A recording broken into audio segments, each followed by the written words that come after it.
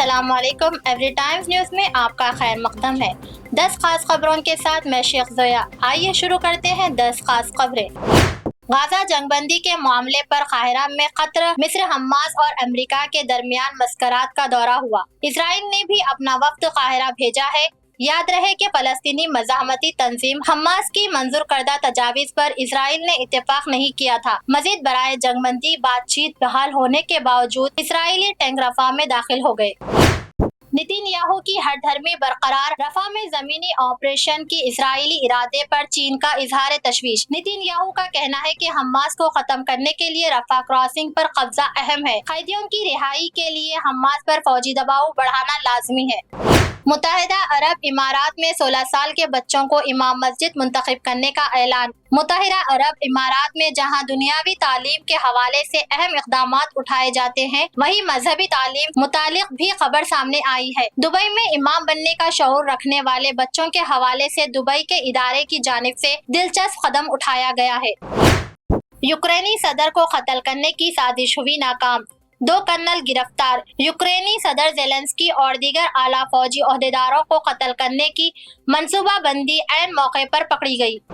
ہریانہ کے سابق نائب وزیر اعلیٰ چوٹلا کا کہنا ہے کہ 3 اراکین اسمبلی کی حمایت واپسی سے ریاست کی بی جے پی حکومت اقلیت میں آ گئی۔ وزیر اعلیٰ کو اخلاقی بنیاد پر استعفیٰ دے دینا چاہیے۔ چوٹلا بی جے پی حکومت کے ساتھ کھیل کرنے کو تیار، حکومت گرانے میں کانگریس کی حمایت کا اعلان۔ الیکشن کمیشن کی بہت سی کوششوں کے باوجود اس بار بھی ووٹنگ کی فیصد 2019 سے 2.09 تک کم رہی ہے۔ جن ریاستوں میں کم ووٹنگ ہوئی ہے ان میں بہار، مہاراشٹر، یو پی، گجرات شامل ہے۔ تیسرے مرحلے کی ووٹنگ کا حتمی ڈیٹا جاری۔ آسام میں سب سے زیادہ 81%، یو پی میں سب سے کم 57% ووٹنگ۔ مہاراشٹر بی جے پی کے اعتماد میں کمی۔ بالا صاحب ٹھاکرے ایک ایسے لیڈر تھے جو مہاراشٹر کے کونے کونے میں مراٹھی لوگوں کے دلوں میں بستے ہیں، اس لیے مراٹھی والے جانتے ہیں کہ اصلی اور جعلی شیو سینا کون ہے۔ ایئر انڈیا ایکسپریس کی 70 سے زیادہ پروازیں منسوخ، عملے کے اراکین بڑی تعداد میں رخصت پر۔ عملے کے کئی اراکین گزشتہ 2 دنوں میں بڑے پیمانے پر رخصت پر چلے گئے ہیں، جس کی وجہ سے ہوائی کمپنی کو کوچی، کالی کٹ اور بنگلور سمیت مختلف ہوائی اڈوں پر اپنی پروازیں منسوخ کرنی پڑی۔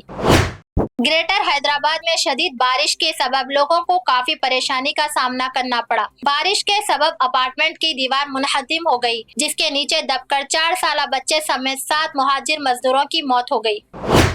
پرینکا نے مودی حکومت کے تعلق سے کہا ہے کہ آج ملک میں برطانیہ راج جیسے حالات ہیں۔ مودی حکومت کی پالیسیاں غریب کو ذہن میں رکھ کر نہیں بن رہی ہے، بلکہ ارب پتیوں کو فائدہ پہنچانے کے لیے بنائی گئی ہیں۔ رائے بریلی کے لوگوں نے ناانصافی کے خلاف ہمیشہ جدوجہد کی ہے۔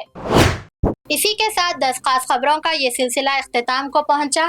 مزید تازہ ترین خبروں کے ساتھ جڑے رہے ایوری ٹائمز نیوز کے ساتھ۔ اللہ حافظ۔